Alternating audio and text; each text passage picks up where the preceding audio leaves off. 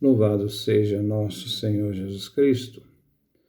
Nós vamos dar continuidade à nossa história da igreja, nosso encontro 25,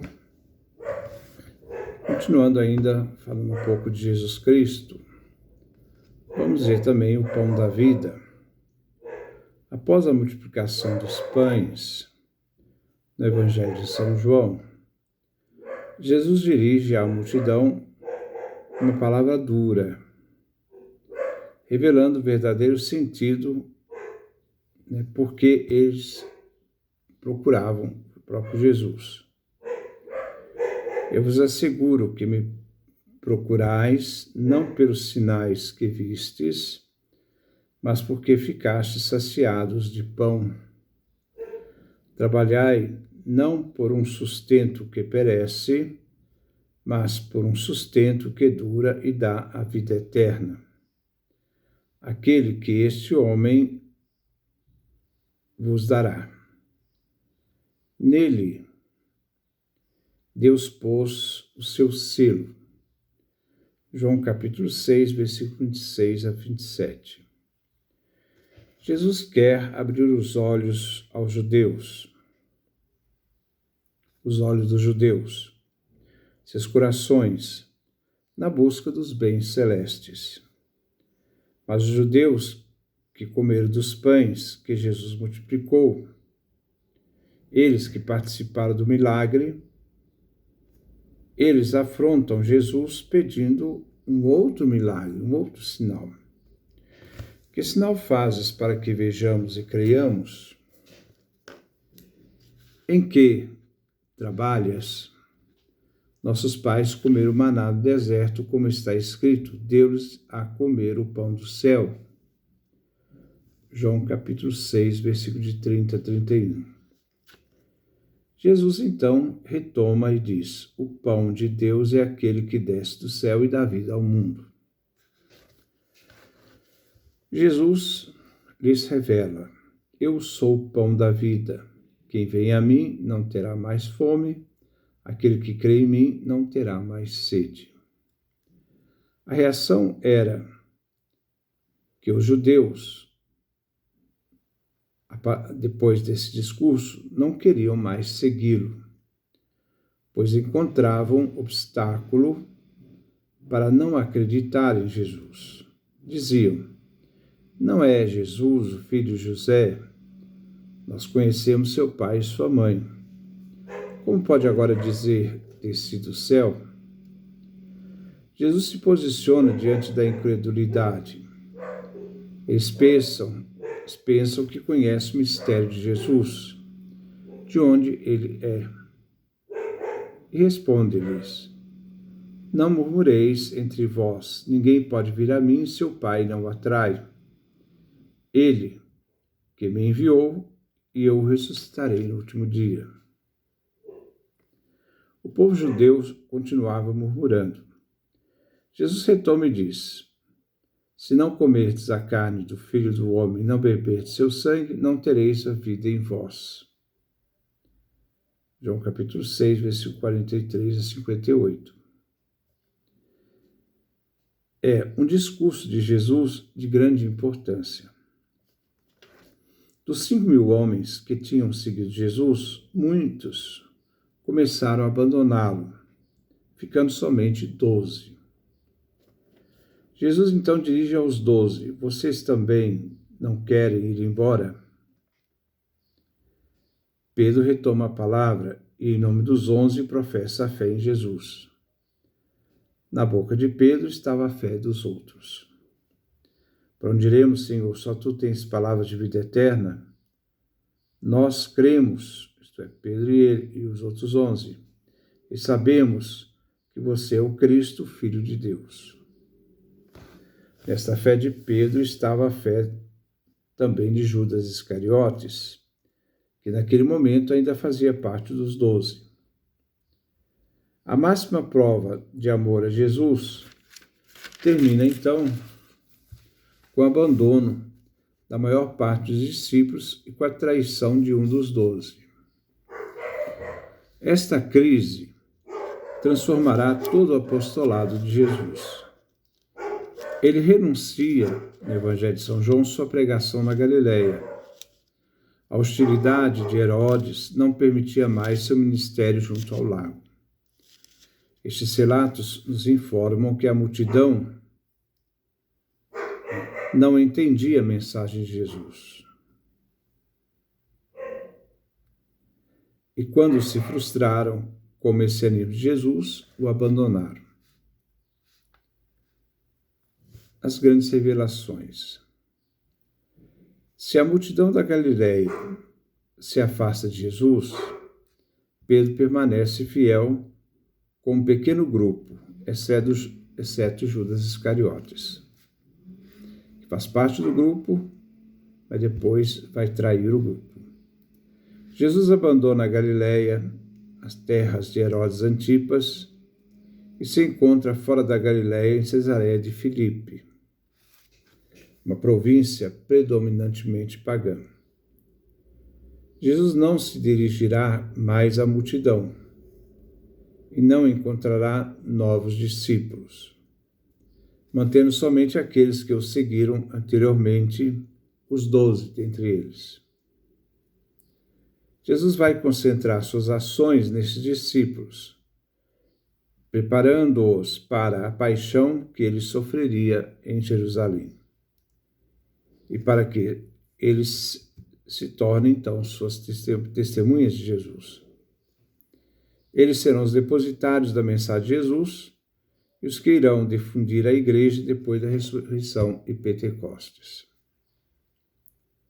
Na confissão de Pedro, vemos no Evangelho de São Marcos, Mateus e Lucas, são chamados evangelhos sinópticos, a resposta de Pedro a Jesus quando questionados sobre o que eles pensam, os apóstolos pensam dele. Jesus está fora do território da Galileia, em Cesareia de Filipe. Filipe é o fundador dessa cidade. Jesus está presente perto da cidade, mas ele não entra em Cesareia. Lá, ele estava em oração quando os discípulos se aproximam dele. Lucas, capítulo 9, versículo 18. Mateus e Marcos não falam deste episódio da oração de Jesus, só Lucas. Jesus, então, lança duas perguntas.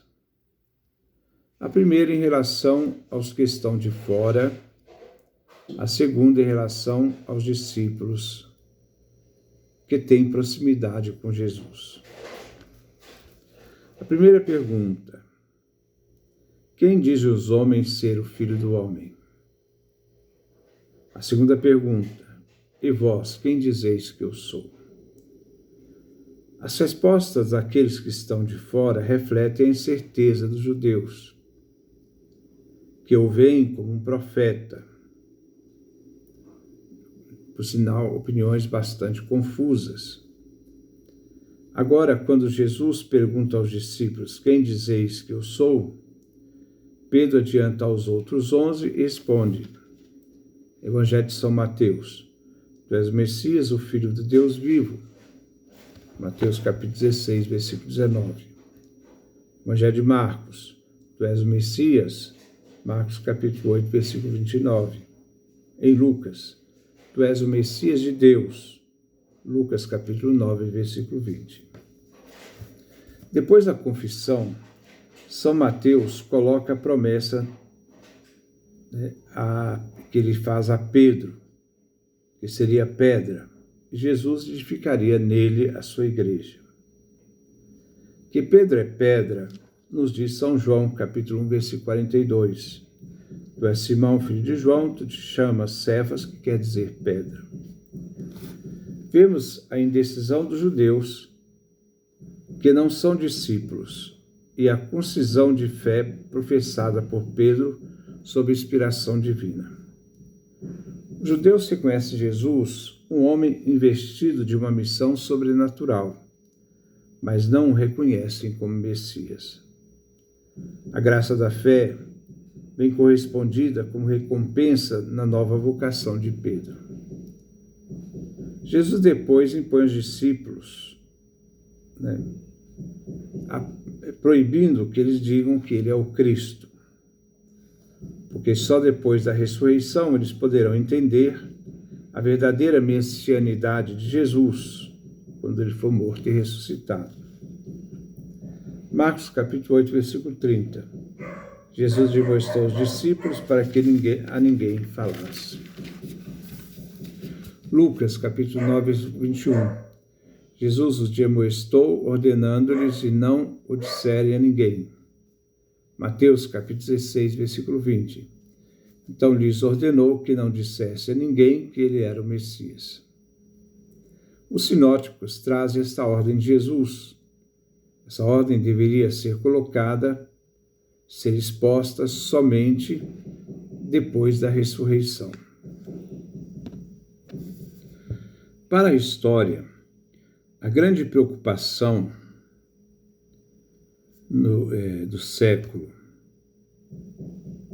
XIX era a busca de Jesus histórico diante do Cristo da fé.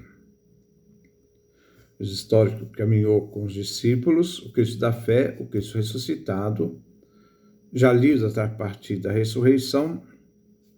Os discípulos vão voltar atrás e vão ver toda a vida de Jesus a partir da luz da fé, da ressurreição. A tradição oral dos discípulos e apóstolos mais tarde se tornou uma tradição escrita. Jesus não ordenou a ninguém: vocês devem escrever tudo o que vos falei. Não. Jesus disse: ide e anunciai, uma tradição oral, tudo o que vos ordenei. Primeiro existiu a pregação sobre Jesus. Mais tarde, a pregação se torna livro, com o desaparecimento dos apóstolos. Mas a pregação parte da morte e ressurreição de Jesus. Os textos revelem a pregação da igreja, que se transformou em livros. Tudo o que se diz nos evangelhos é perpassado pelo Jesus ressuscitado. O Jesus histórico está lá, no evangelho, mas agora sobre a ótica da ressurreição, isto é, do Cristo da fé. A busca do Jesus da história só pode ser entendida pela fé na ótica da ressurreição. É o olhar da igreja dos apóstolos que vê Jesus da história sobre a ótica do ressuscitado. Então, a história da igreja, ela começa do anúncio, a partir da ressurreição e do envio aos discípulos ao mundo. Mas, a partir daquele momento em que eles vão anunciar essa tradição oral, toda a visão que eles têm de Jesus é iluminada pela ressurreição. Então, tudo que nós vemos, aquilo que Jesus fez, tudo que nós vemos nos evangelhos escritos, aquilo que Jesus fala, já está todo ele perpassado por essa visão do ressuscitado. E essa realidade da visão de Jesus ressuscitado não perde o Jesus da história, que continua lá, presente, mas o Jesus da história já tem uma ótica nova, uma forma de ver o próprio Jesus Cristo. Por isso que quando Jesus proibiu os discípulos de dizer quem ele era porque era preciso chegar na ressurreição, para que, iluminados por esse dado da ressurreição, sua morte e ressurreição, os discípulos pudessem entender a verdadeira messianidade e a verdadeira mensagem de Jesus. Depois nós vamos continuar.